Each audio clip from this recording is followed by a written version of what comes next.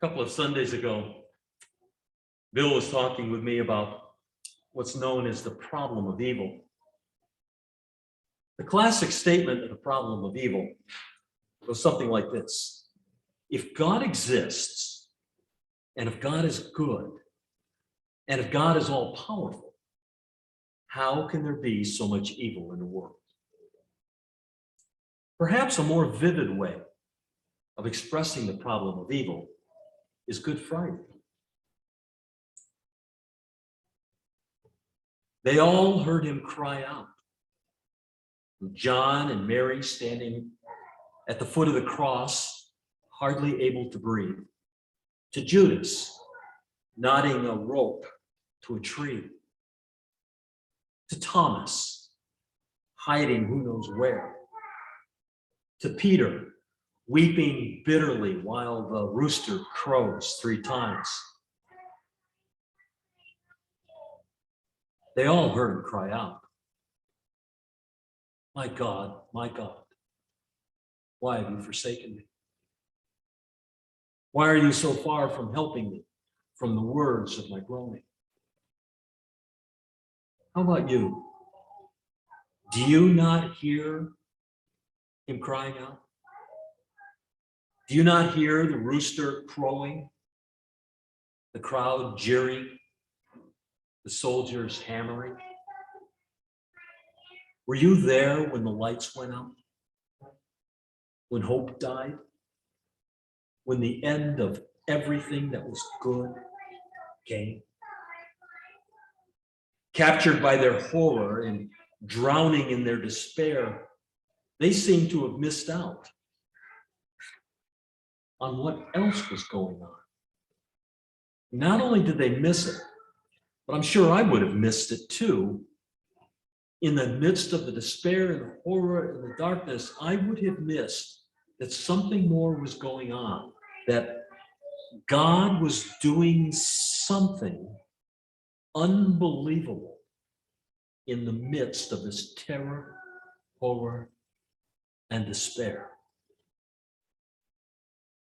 Where is God when things are going badly, when there's evil in the world?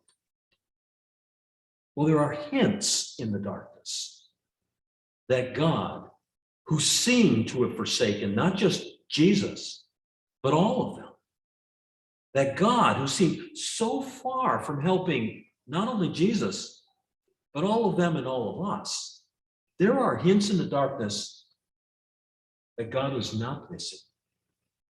Hints that God was mysteriously engaged in the most powerful work of God's life to date.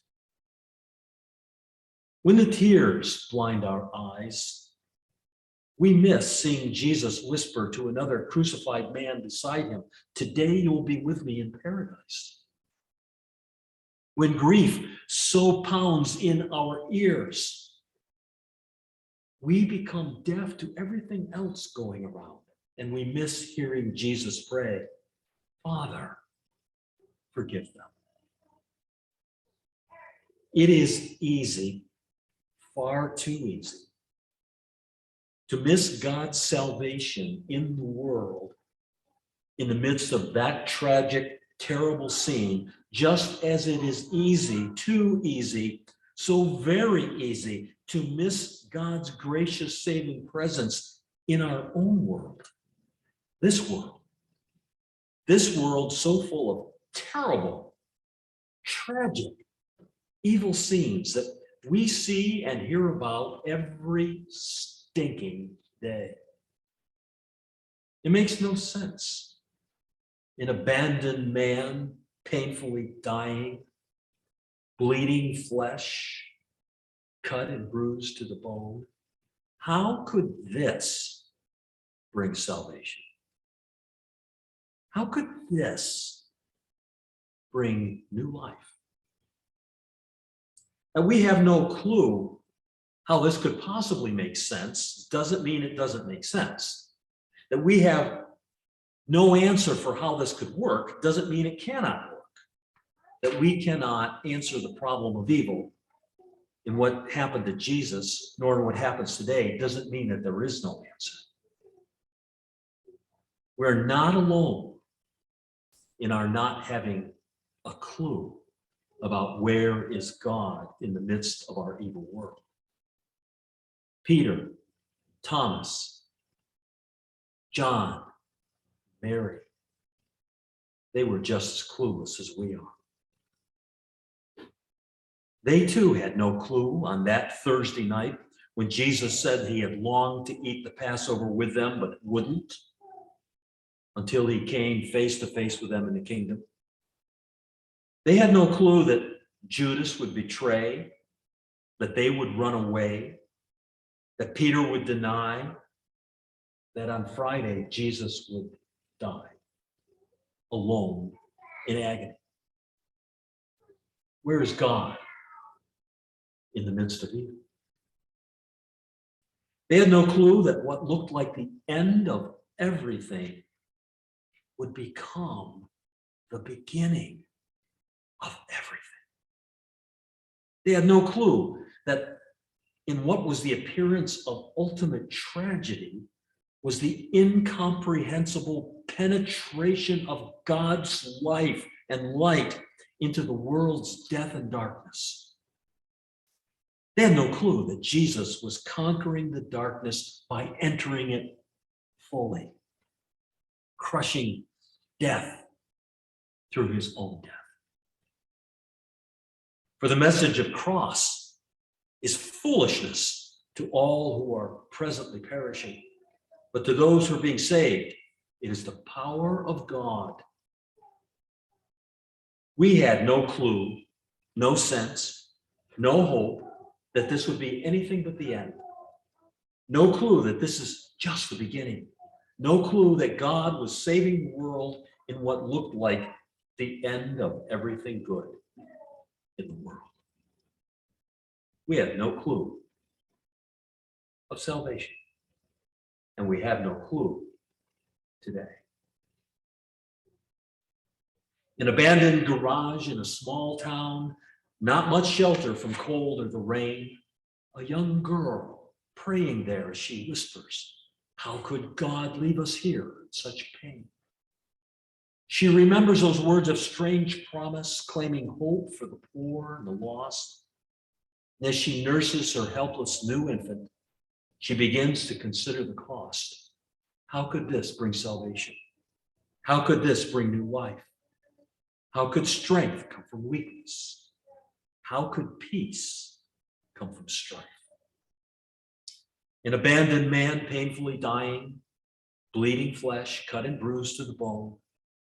Once again, Mary prays as she whispers, "How could God leave us here all alone?" She remembers those words of strange promise, claiming hope for the poor and the lost. And as her heart breaks in breathless confusion, once again, she considers the cost. How could this bring salvation? How could this bring new life? How could strength come from weakness? How could peace come from strife? They all knew they'd lost him forever, and their dreams died with him on the cross. In despair, they could not even whisper, how could God keep their trust in face of this loss? They'd forgotten his words of strange promise. Good Friday doesn't tell us anything. It doesn't explain evil in the world. But on Good Friday, we find God's incomprehensible victory over evil, victory over despair, victory over death, victory over hopelessness. We find the penetration of God's life and light into the world's death and darkness. We find Jesus conquering darkness by entering it, crushing death through his own death.